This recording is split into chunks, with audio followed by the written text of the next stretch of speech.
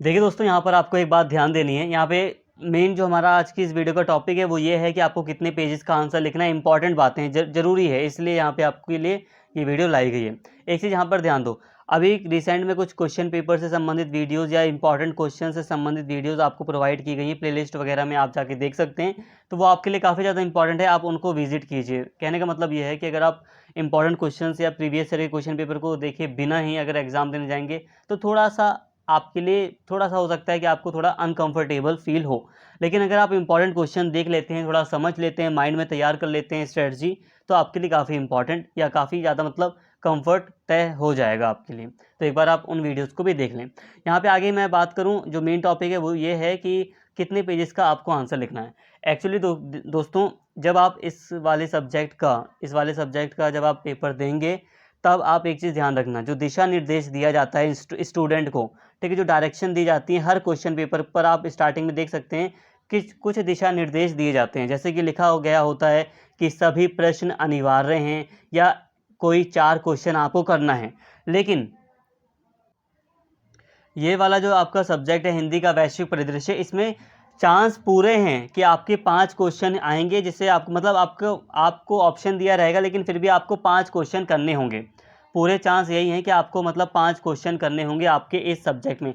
लेकिन फिर भी आपको अपनी सहूलियत के लिए एक बार जो दिशा निर्देश है उसको पढ़ लेना है, देखना है कि उसमें कि कितने क्वेश्चन आपके लिए अनिवार्य किए गए हैं या कितने क्वेश्चन आपको करने हैं, क्योंकि यहाँ पर कोई भी चीज़ कब बदल जाती है बिल्कुल एग्जैक्ट नहीं कहा जा सकता। लेकिन फिर भी मैं अपनी तरफ से अगर कहूँ तो मुझे पूरा यकीन है कि आपके 5 ही क्वेश्चन आपके लिए आएंगे और आपको 5 क्वेश्चन इस वाले सब्जेक्ट में करना पड़ेगा। अब 5-5 हम लोग इसलिए कह रहे हैं क्योंकि अभी तक आपको 4 क्वेश्चन करना पड़ता था, हर एक एग्ज़ाम में आपको कोई 4 क्वेश्चन करने पड़ते थे।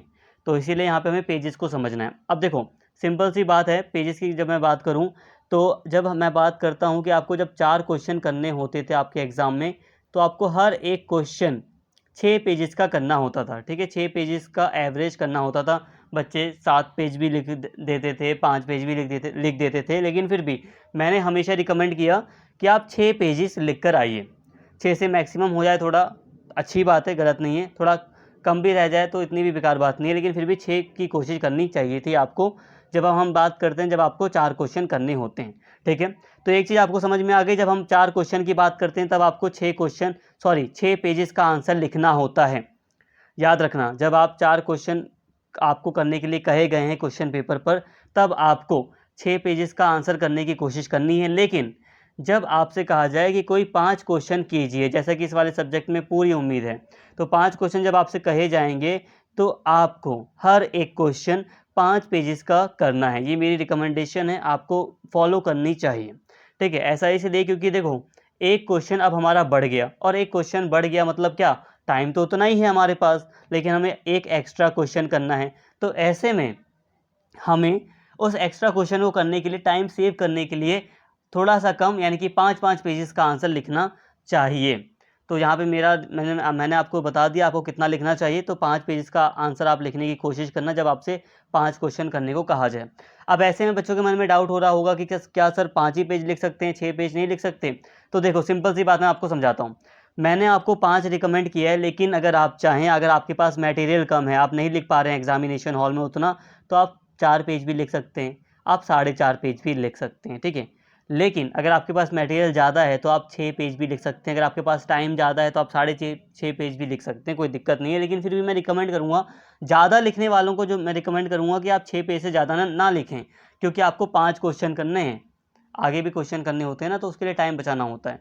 तो यही है कि मैंने आपको रिकमेंड किया कि 5 पेज करिए। लेकिन अगर आपके पास मटेरियल कम है, आप कुछ नहीं लिख पा रहे हैं और टाइम भी आपके पास कम है, स्पीड बहुत ज़्यादा कम है, तो 4.5 पेज भी ठीक है, 4 पेज भी ठीक ही ठाक है, ऐसा नहीं कि बहुत ज़्यादा अच्छा है, लेकिन कोशिश करनी है 5 पेज की। अगर आप वीडियोज़ पूरा देखेंगे ना सारी, तो आप 5 पेज लिख भी सकते हैं, तो कोई बहुत बड़ी बात नहीं है। उम्मीद करता हूँ यहाँ तक सारी बातें आपको समझ में आ गई होंगी। आई होप आपको वीडियो पसंद आई होगी। अगर वीडियो अच्छी लगी हो तो प्लीज़ चैनल को सब्सक्राइब कर लें, वीडियो को लाइक करें, शेयर करें। Thank you.